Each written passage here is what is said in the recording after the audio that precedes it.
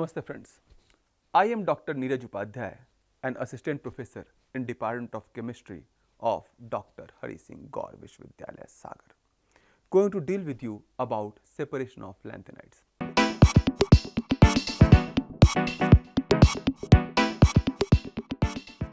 In the last lecture, we discussed about some important properties of inner transition elements like color and magnetic properties, where you got to know that the elements in their +3 oxidation state that do not contain F0, F7 or F14 system in that particular state are mostly colored. Also, the color of compounds of elements with configuration Fn and F14-N is found similar. It is therefore concluded that most of such transitions are FF transitions. Since FF transitions are Laporte forbidden and therefore, the color of such compounds show weak intensity. The electronic spectra of the compound show fine lines as the ligand field hardly disturb the electronic arrangement of f orbitals because they are in the inner penultimate shell. This is also the reason that the compounds of F block elements in its zero oxidation state are silvery white in color. Since actinides are more exposed towards ligand and ligand field, it is therefore the electronic spectra of compounds of actinoids show broader peak compared to lanthanides. Also, different compounds of their elements show different color because of the same reason. Magnetic behavior of such compounds are also different. In case of transition metals, total spin and total angular momentum was responsible for generating net magnetic properties.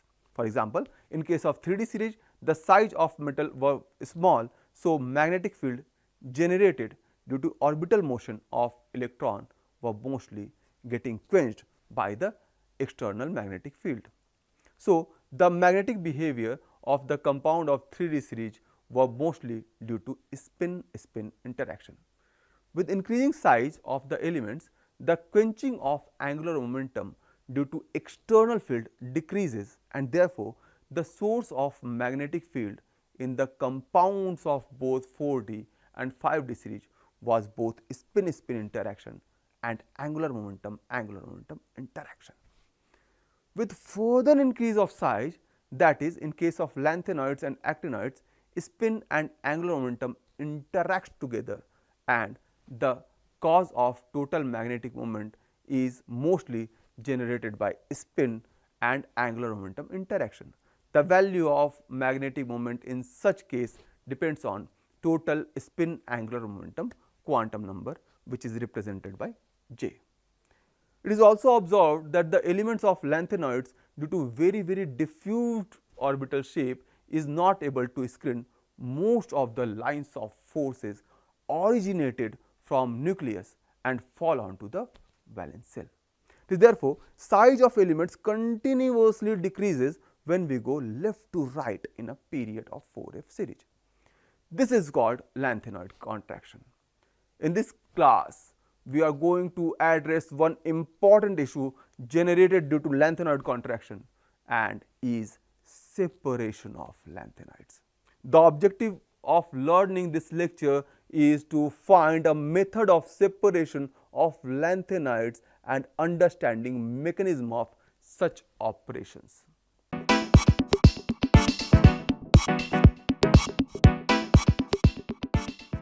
Size, valency and oxidation state all together decides properties of the elements. In case of lanthanides, new electrons enter into inner penultimate shell of f orbital that do not change valency of atom or their outer electronic configuration. So, the valency of elements of inner transition elements are identical. Due to lanthanoid contraction, atomic and ionic sizes of elements of the series are very close.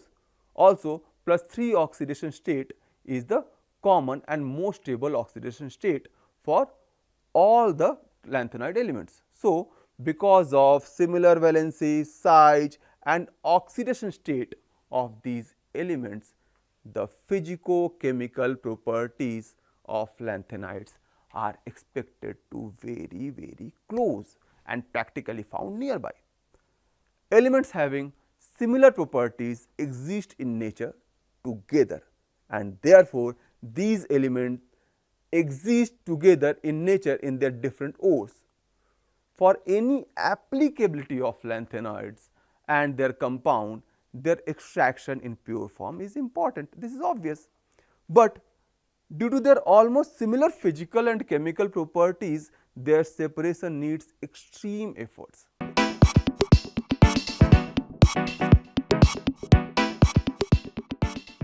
Worldwide, over 250 minerals contain lanthanoids, but from only 5, extraction to a considerable degree become possible. Bostonite ore, which is found in China and in some area of California, is the prime source of lanthanoid elements. In India, we have monazite. The 50% of monazite is made up by different compounds of lanthanides, but also contain around 12% of radioactive element thorium. Because of presence of thorium, separation and purification of lanthanides from this ore is not considered safe. A small amount of zirconium silicate, iron silicate and titanium silicate are also present there. So, purification of lanthanide in their pure form is done broadly in two parts. First, removal of elements of other than lanthanides, and then separation of lanthanide elements. So, all the elements in monazite is either in the form of phosphate or silicate.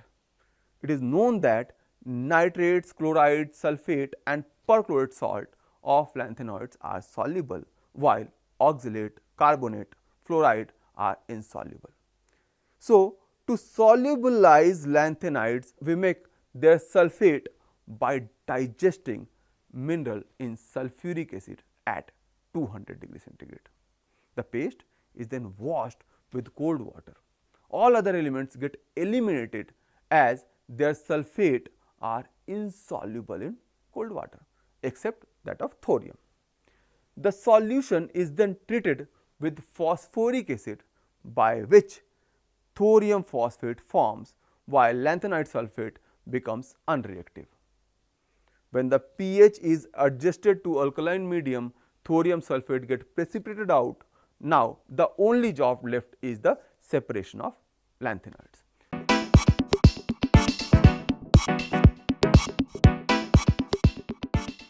As the properties of lanthanoids are very close to each other, it is therefore separation of lanthanoids is not an easy task.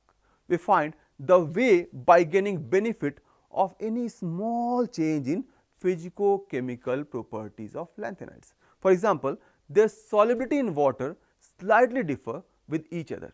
Therefore, solvent extraction method is employed for separation of lanthanoid in some of the industrial processes. In solvent extraction, the compounds are separated between two immiscible solvent, say an aqueous and an organic solvent. The ratio of concentration of solute in both the immiscible solvents at equilibrium is called distribution coefficient of that particular compound. On the basis of difference in distribution coefficient of compounds, the two or more compounds get separated. Similarly, the solubility difference of these compounds is also used in fractional crystallization of such compounds. Less soluble substances get crystallized first and so on. Solubility product is used in separating these compounds by adding a small amount of precipitating agent. Compounds having smallest value of solubility product get precipitated first. For example, when sodium hydroxide is added to the nitrate of lanthanoids, lutetium hydroxide, the weakest base, get precipitated first, while lanthanum hydroxide is precipitated at last. However, these processes are needed to be repeated several times before getting the pure compound. Some lanthanoids exist in more than one oxidation state. The common oxidation state of lanthanoid is +3, but these elements also exist in oxidation state +2 or +4. Since radii and properties of elements with different oxidation states are different, it is therefore oxidizing or reducing agent can be used to separate these elements from other lanthanides that exist in +3 oxidation state. Cerium exists in +4 oxidation state. So, for separating it from all other lanthanoids that exist in +3 oxidation state, we oxidize cerium by using alkaline KMnO4. Since cerium 4 plus is smaller in size and greater in charge with respect to other lanthanoids, the charge density of cerium 4 plus differ in comparison to other lanthanoids, and therefore their properties vary.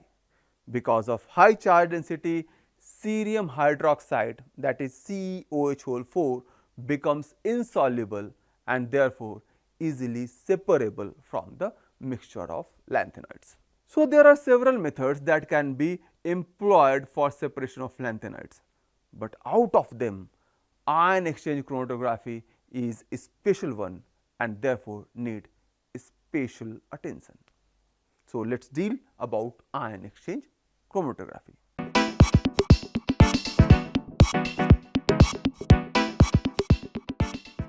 Ion exchange chromatography is most important and applicable technique for separation of lanthanoid ions.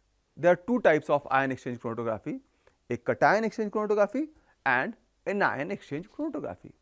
Here in our case, since ions of our interest is cation exchange chromatography will be useful for us. In a cation exchange chromatography, a cross-linked solid phase resin acts as the stationary phase. The resin has an open network which allows free entry and removal of cation from the resin. An exchangeable cation, mostly a hydronium ion, attached with the cross-linked resin. The interaction between resin and the exchangeable cation due to presence of some functional group like carboxylic, sulfonic or phenolic group etc. is done.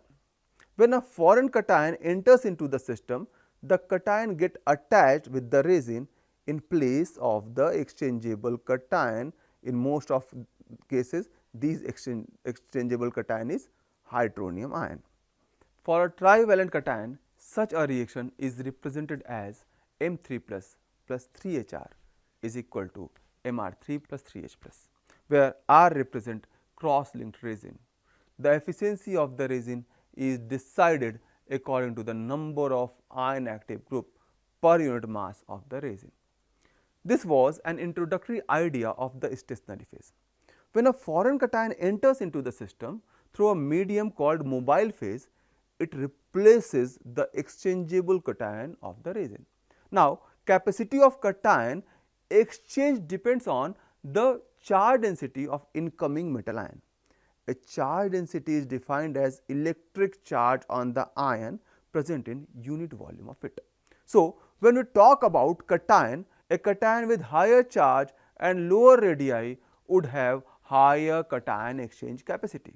Talking about lanthanoids, +3 oxidation state is common in almost all metals. So, charge hardly make any role in the separation of these cations. But when we move from left to right in the period, radii decreases. It is therefore lutetium 3 plus has highest charge density and lanthanum 3 plus has the lowest charge density. When a mixture of such cations enter into cation exchanger slowly, lutetium 3 plus get bonded first with the resin and other ions of the mixture get bonded in the increasing sequence of their radii. In this process, protons of hydronium ion are getting released from the resin. Now, the lanthanoids are attached with the resin, but the cation should not only adsorbed or attached with the surface, these cations are needed to be detached from the stationary phase so that further metallurgical process can be done for the individual ions. These cations, when detached from the surface of the stationary phase, should come out in accordance with the lower to higher ion exchange capacity with the resin. Generally, in such processes, we elute the column with dilute hydrochloric acid. The chemical reaction of such process is Mr3 plus 3H plus will give M3 plus and 3HR.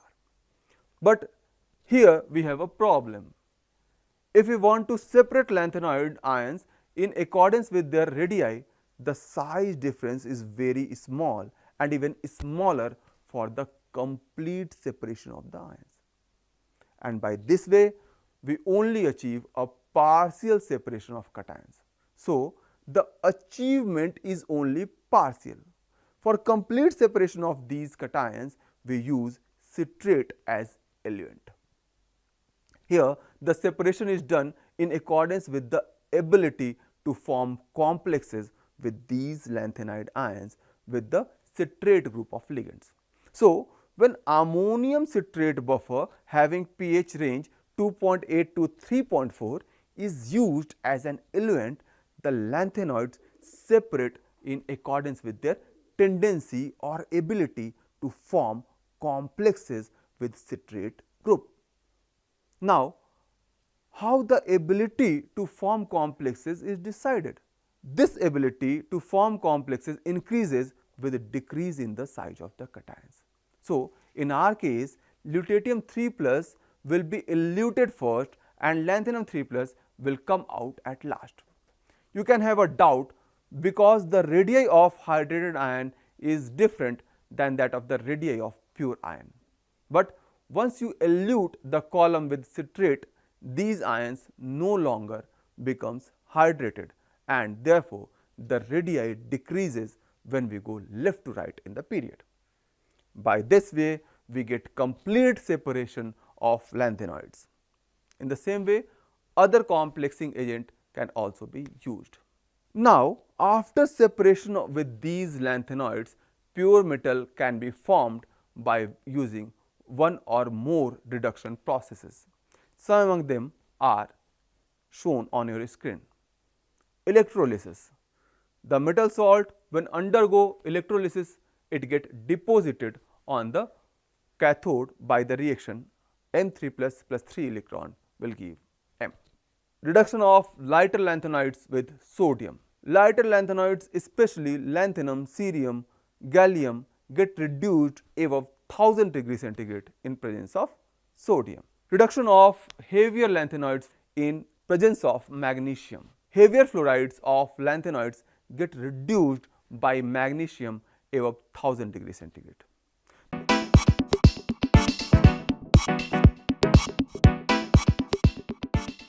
Radii and therefore physico-chemical properties of elements of lanthanoid series is very nearby. Since elements having similar physical and chemical properties exist together in nature, it is therefore lanthanoids in their different ores are found together. Monazite is the mineral which is found in India and contain around 50% of mixture of lanthanoids. The lanthanoids are first separated with other impurities like thorium and silicates of zirconium, iron and titanium. The mixture of lanthanoids can be divided into two parts, lighter lanthanoids and heavier lanthanoids. The lighter lanthanoids, that is from lanthanum to samarium, form double salt with sodium sulfate, while the heavier lanthanoids, that is gadolinium to lutetium, form sulfate salt of them. The next but tedious task is to separate these lanthanoids that are having similar physico-chemical properties. Various methods have been tried for separation of such lanthanoids on the basis of even in small change in properties of these metal ions like fractional crystallization, solvent extraction, fractional precipitation, etc. But all these methods do not completely separate these metal ions, as the difference in properties of these metal ions are very minor. Ion chromatography is comparably a successful method for separation of such ions. In this method, mixture of lanthanoids are passed through column packed with cation exchange resin. This resin exchanges a cation bound on the surface with different lanthanoids. The bonded lanthanoids on the resin, which when eluted with the acidic solution, removes the attached cation slowly. But lanthanoids are not completely separated by the method, as their properties are very close to each other. To separate these ions, we add complexing agent. So, this is all about the inorganic chemistry part of our syllabus. Next, you will learn about quantum mechanical background of molecular characterization. Certainly, many new things you will be able to know. So, enjoy learning. Thank you very much for listening me. Thanks a lot.